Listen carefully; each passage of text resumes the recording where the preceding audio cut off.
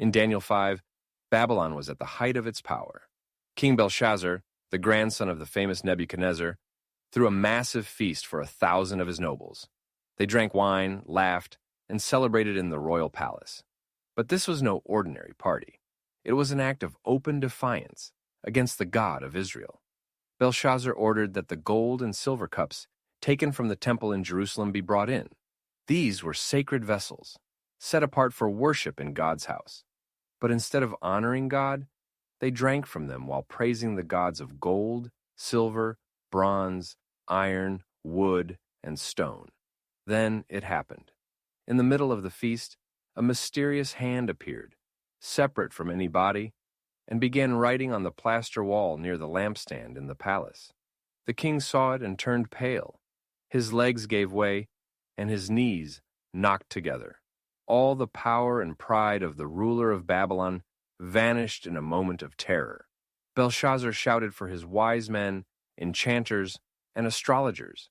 He promised riches, royal robes, and the third highest position in the kingdom to anyone who could read the writing and tell him what it meant. But none of them could. The hall was filled with fear. Then the queen remembered Daniel, a man known for wisdom and the spirit of the Most High God. Daniel was brought in, and the king repeated his offer of rewards. But Daniel refused them. He told Belshazzar he would read the writing and give the interpretation, free of charge. First, Daniel reminded the king of Nebuchadnezzar's story, how God had given him greatness, but humbled him when he became proud. Belshazzar knew this history, but had not humbled himself. Instead, he mocked God by desecrating the holy vessels. The writing on the wall was simple: MENE, MENE, TEKEL, PARSIN. Daniel explained, MENE meant God had numbered the days of Belshazzar's reign and brought it to an end.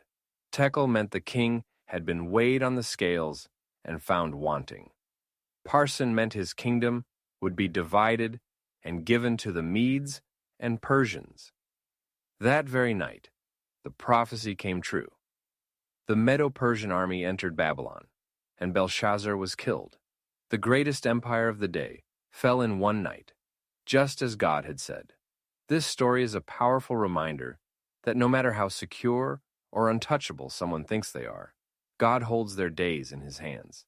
He sees pride, disrespect, and rebellion, and when he acts in judgment, no human power can stop him. The writing on the wall is not just history, it is a warning to every generation.